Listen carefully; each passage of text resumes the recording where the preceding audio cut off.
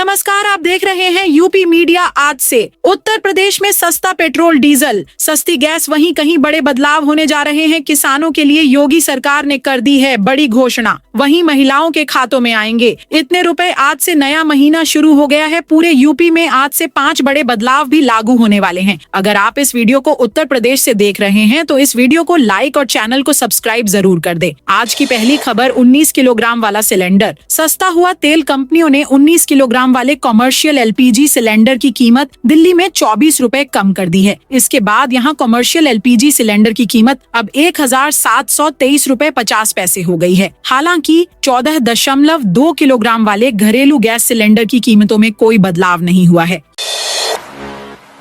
UP में petrol diesel की कीमतों में मामूली गिरावट। उत्तर प्रदेश के नागरिकों के लिए एक हल्की राहत की खबर आई है। राज्य में मई 2025 के दौरान पेट्रोल और डीजल की कीमतों में मामूली गिरावट दर्ज की गई है। लखनऊ समेत कई प्रमुख जिलों में पेट्रोल और डीजल की दरों में कुछ पैसे की कमी देखी गई है, जो भले ही दिखने में छोटी लगे लेकिन लंबे समय में वाहन उपभोक्ताओं और ट्रांसपोर्ट इंडस्ट्री के लिए असरदार साबित हो सकती है। लखनऊ में जून की शुरुआत तक जो दरें चल रही हैं, वे निम्नानुसार हैं। पेट्रोल 974 रुपए 75 पैसे प्रति लीटर, डीजल 87 रुपए 74 पैसे प्रति लीटर। इस महीने 12 दिन बंद रहेंगे बैंक। आज से जून महीना शुरू हो चुका है। इस महीने में अलग अलग राज्यों व शहरों में कुल 12 दिन बैंक बंद रहेंगे। 5 रविवार और दूसरे चौथे शनिवार के अलावा 5 दिन अलग अलग जगहों पर बैंकों में कामकाज नहीं होगा। ऐसे में अगर आपको इस महीने बैंक से जुड़ा कोई जरूरी काम हो तो इन छुट्टियों के दिनों को छोड़कर आप बैंक जा सकते हैं। भाजपा नेत्री के बेटे के अश्लील वीडियो मामले में मंत्री जयवीर ने दी सफाई। उत्तर प्रदेश के कैबिनेट मंत्री जयवीर सिंह ने भाजपा नेत्री के पुत्र के अश्लील वीडियो वायरल होने और सपा नेता अखिलेश यादव के ट्वीट पर निशाने साधने के मामले में प्रेस वार्ता की। उन्होंने शनिवार कहा कि भाजपा नेत्री को पार्टी से बहुत पहले निकाल दिया गया था। वह पार्टी के खिलाफ काम कर रही थी और ऐसी गतिविधियां में शामिल होने के कारण उन्हें पार्टी से निकाला गया था। 5 जून को अपना 53वां जन्मदिन रामनगरी में मनाएंगे सीएम योगी। मुख्यमंत्री योगी आदित्यनाथ अपना 53वां जन्मदिन 5 जून को अयोध्या में मनाएंगे। इस दौरान राम मंदिर और हनुमानगढ़ी में दर्शन पूजन और विशेष आरती कर श्रद्धा निवेदित करने के साथ प्रदेशवासियों के खुशहाली की कामना करेंगे। राम दरबार और अन्य 7 देव विग्रहों की प्राण प्रतिष्ठा के लिए आयोजित समारोह में शामिल होंगे। इसी दिन विश्व पर्यावरण दिवस के मौके पर पौधरोपण करेंगे। घोषणा होते ही सीएम योगी से मिलने पहुंचे राजीव कृष्ण। प्रदेश सरकार ने वर्ष 1991 बैच के आईपीएस अधिकारी राजीव कृष्णा को डीजीपी नियुक्त किया है। उप्र पुलिस भर्ती एवं प्रोन्नति बोर्ड के अध्यक्ष के साथ डायरेक्टर विजिलेंस की जिम्मेदारी संभाल रहे राजीव कृष्ण 11 वरिष्ठ आईपीएस अफसरों को सुपरसीड कर डीजीपी बनाए गए हैं। बता दें कि निवर्तमान डीजीपी प्रशांत कुमार को सेवा विस्तार नहीं मिल सका, जिसके बाद देर शाम राजीव कृष्णा को डीजीपी बनाने की घोषणा कर दी है। उन्होंने रात करीब 9 बजे डीजीपी का कार्यभार ग्रहण कर लिया। मौसम विभाग का 5 जून तक के लिए अलर्ट। मौसम वैज्ञानिक में अगले 5 दिनों के लिए अलर्ट जारी किया है, जिसके अनुसार बादल गरजने के साथ आकाशीय बिजली भी गिर सकती है। इस दौरान तेज हवाएं चलेंगी। सीएसए कानपुर के किसी मौसम वैज्ञानिक डॉक्टर एसएन सुनील पांडे ने बताया कि न्यूनतम तापमान में 5.8 डिग्री की कमी आएगी। उत्तर और पश्चिम दिशा से आने वाली हवाएं मौसम को प्रभावित करेंगी। 5.6 मिलीमीटर बारिश होने का अनुमान है। उन्होंने बताया कि कैस्पियन सागर और अरब सागर की हवाओं का असर मौसम पर पड़ रहा है। यही कारण है कि बादल छाने के साथ नमी भी बढ़ रही है। उमस के कारण जनजीवन प्रभावित रहेगा। 5 जून तक मौसम के सभी प्रारूप का असर दिखाई पड़ेगा। प्रदेश में चुनाव व्यवस्था में बड़े बदलाव की तैयारी। प्रदेश सरकार सांसद और विधायक की ही तरह यूपी में जिला पंचायत अध्यक्ष और ब्लॉक प्रमुख का चुनाव भी सीधे जनता से कराने पर मंथन कर रही है। सूत्रों की माने तो प्रदेश सरकार जल्द ही इस बारे में केंद्र सरकार को प्रस्ताव भेज सकती है। माना जा रहा है कि अगर केंद्र ने राज्य सरकार के इस प्रस्ताव पर मुहर लगा दिया तो आगामी पंचायत चुनाव में ही इस नई चुनाव प्रक्रिया को लागू कर दिया जाएगा। वृंदावन की कुंज गलियों की बहुओं में गुस्सा। वृंदावन की कुंज गलियों में रहने वाले यही सोचते हैं, गलियों में राधे राधे जपते चलते हैं। अब इन्हीं लोगों में कुंज गलियों के छूटने का डर है। लोग कहते हैं ये गलियां रहेंगी या खत्म होंगी, ये किशोरी जी ही जाने, मगर हम इन्हें छोड़ने के बारे में सोच भी नहीं सकते। यही कान्हा सखाओं के साथ खेले, इन्हीं कुंज गलियों में लीलाएं की, हमारी तो पहचान भी इन्हीं से है। दूसरी तरफ मथुरा वृंदावन प्रशासन बांके बिहारी कॉरिडोर के लिए जमीन अधिग्रहण की प्लानिंग तैयार करने लगा है। मंदिर के चारों तरफ 5 एकड़ जमीन को डेवलप करके कॉरिडोर बनाया जाना है। मीट की दुकानों पर मिला बर्ड फ्लू संक्रमण। शहर में मीट की दुकानों पर बर्ड फ्लू के संक्रमण की पुष्टि हुई है। इसके बाद नगर निगम, जिला प्रशासन, चिकित्सा और पशुपालन विभाग की टीम ने मौके पर पहुंचकर मुर्गों को दफनाया। हालांकि यह संक्रमण मुर्गों में नहीं बल्कि दुकान पर इस्तेमाल किए जाने वाले सामान में मिला है। पिछले दिनों पशुपालन विभाग की टीम ने शहर में संचालित मीट की दुकानों से सैंपल लेकर राष्ट्रीय उच्च पशु रोग संस्थान भोपाल भेजा था। यूपी कांग्रेस प्रदेश अध्यक्ष ने दिया बड़ा बयान। उत्तर प्रदेश कांग्रेस कमेटी के अध्यक्ष अजय राय ने ऑपरेशन सिंदूर के दौरान सीज फायर को लेकर सरकार से गंभीर सवाल पूछे। उन्हीं ने केंद्रीय विदेश मंत्री एस जयशंकर से भी सवाल किया। केंद्रीय मंत्री गिरिराज सिंह पर पलटवार करते हुए उन्होंने कहा कि सबूत कौन मांग रहा है। इसके साथ साथ उन्होंने प्रदेश के डीजीपी की नियुक्ति के बारे में भी बातचीत की।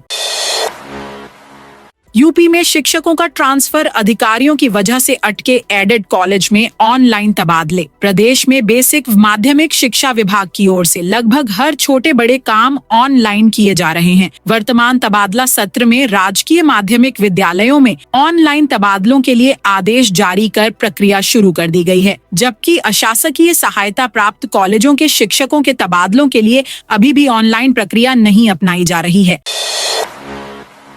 डीजीपी पद पर नहीं हुआ सेवा विस्तार पर मिल सकता है कोई अहम पद। डीजीपी के पद से सेवानिवृत्त हुए प्रशांत कुमार का 14 माह का कार्यकाल माफिया व अपराधियों को धूल चटाने वाला रहा। उन्होंने महाकुंभ, राम मंदिर का प्राण प्रतिष्ठा समारोह समेत कई बड़े आयोजनों में पुलिस के आतिथ्य सत्कार की नई मिसाल पेश कर ढाक भी जमाई। भाजपा सरकार के पहले कार्यकाल में मेरठ जोन का एडीजी रहने के दौरान उन्होंने पश्चिमी यूपी के तमाम कुख्यात अपराधियों का सफाया कराया, जिसके बाद सीएम योगी आदित्यनाथ ने उन्हें एडीजी कानून व्यवस्था बना दिया। उन्होंने मुख्तार अंसारी और अतीक अहमद जैसे माफिया और उनके गैंग के सदस्यों की कमर तोड़ी तो सीएम ने उनको 31 जनवरी 2024 को डीजीपी बना दिया। शनिवार को सेवानिवृत्त होने पर उन्होंने कई पूर्व डीजीपी की परंपरा का पालन किया और रैतिक परेड जैसी औपचारिकताओं से दूर रहे। सीएम के भरोसेमंद अफसर होने की वजह से उन्हें कोई अहम जिम्मेदारी सौंपे जाने की चर्चा है। यूपी में खसरा रुबेला का विशेष टीकाकरण अभियान आज से खसरा रुबेला टीकाकरण विशेष अभियान शुरू हो रहा है। जिन बच्चों को यह टीका नहीं लगा है उनकी जान को खतरा है। यह टीका लगवाकर इन बच्चों को तमाम बीमारियों से बचाया जा सकता है, उनकी जान का खतरा भी कम किया जा सकता है। यही वजह है कि विभाग की ओर से कम टीकाकरण वाले 12 जिलों के 205 ब्लॉक में एक बच्चे की निगरानी की जाएगी। ओवरलोड गाड़ियों से अब तक 1 करोड़ 48 लाख रुपए की वसूली। जिलाधिकारी मनीष कुमार वर्मा के आदेश पर गौतम बुद्ध नगर में ओवरलोड गाड़ियों के खिलाफ परिवहन विभाग ने सख्ती शुरू कर दी है। मई महीने में विभाग ने 146 ओवरलोड गाड़ियों को पकड़ा, उनका चालान किया और उन्हें बादलपुर और सेक्टर 62 में जब्त कर लिया। इस दौरान करीब 70,40,000 रुपए का जुर्माना वसूला गया। क्रिकेटर रिंकू सिंह और सांसद प्रिया इस तारीख में करेंगे शादी। जौनपुर की मछली शहर लोकसभा सीट से समाजवादी पार्टी सांसद प्रिया सरोज की रिंग सेरेमनी 8 जून को लखनऊ में होगी। उनकी शादी भारतीय क्रिकेट टीम के उभरते सितारे रिंकू सिंह के साथ होनी है। शादी 18 नवंबर 2025 को वाराणसी के होटल ताज से होगी। इसमें क्रिकेट के सितारे, फिल्म जगत की हस्तियों और उद्योगपतियों का जमवाड़ा रहेगा। आईपीएल में कोलकाता नाइट राइडर्स की तरफ से खेलने वाले अलीगढ़ के रिंकू सिंह की शादी प्रिया से तय है। इसकी पुष्टि पहली बार सांसद बनी प्रिया सरोज के पिता कैराकत विधानसभा सीट से सपा विधायक तूफानी सरोज ने की थी। दिल्ली सहारनपुर एक्सप्रेस को पलटाने की साजिश। दिल्ली सहारनपुर रेलवे मार्ग पर बलवा गांव के पास शरारती तत्वों ने ट्रेन पलटाने के उद्देश्य से करीब 12 फीट लंबा लोहे का मोटा पाइप रेलवे ट्रैक पर रख दिया। चालक ने सूझबूझ का परिचय देते हुए पहले ही ट्रेन को रोक लिया। करीब 1 घंटे तक ट्रेन जंगल में खड़ी रही। इस दौरान यात्रियों को परेशानी का सामना करना पड़ा। 4 लाख के बकाये पर सपा कार्यालय की बिजली काटी। सपा के फतेहाबाद रोड स्थित कार्यालय पर बिजली बिल के 4 लाख रुपए का बकाया होने पर बिजली काट दी गई। समाजवादी पार्टी कार्यालय पर टोरेंट पावर का 1,50,000 रुपए बकाया है, जबकि दक्षिणांचल विद्युत वितरण निगम लिमिटेड का 2,50,000 रुपए का बकाया बिल था। इसे लेकर दक्षिणांचल और टोरेंट पावर के अधिकारियों ने सपा ऑफिस जाकर संपर्क करने की कोशिश की, लेकिन बिल जमा नहीं हो सका। बकाया होने पर टोरेंट पावर ने बिजली कनेक्शन काट दिया। समाजवादी पार्टी जिला कार्यालय पर जिलाध्यक्ष के नाम पर कनेक्शन है। कनेक्शन कटने के बाद कार्यकर्ता पार्टी कार्यालय नहीं आ रहे हैं।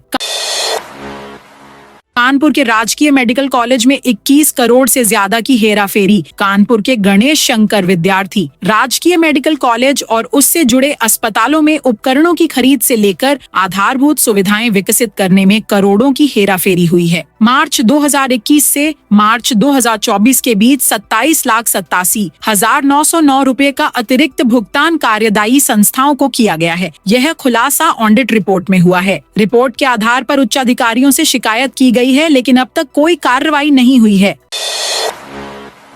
अब सड़े गले नोटों से होगी इंटीरियर डिजाइनिंग। बनेंगे प्लास्टिक से लेकर लकड़ी और धातुओं के फर्नीचर तो बाजार में बहुत हैं, लेकिन अब नोट से बने पार्टिकल बोर्ड के फर्नीचर भी दिखेंगे। कटे फटे और सड़े गले नोटों से बने रंग बिरंगे बोर्ड तैयार करने पर रिजर्व बैंक काम कर रहा है। इसके तहत नष्ट किए गए नोटों को लकड़ी के बुरादे के साथ मिलाकर पार्टिकल बोर्ड तैयार किया जाएगा। इस बोर्ड का इस्तेमाल फर्नीचर सहित अन्य कामों में किया जा सकेगा। इससे पर्यावरण को भी कोई नुकसान नहीं होगा। तो दोस्तों, यह थी आज यूपी के सभी जिलों की खबरें। आप इस वीडियो को कौन से जिले से देख रहे हैं, उस जिले का नाम बताइए।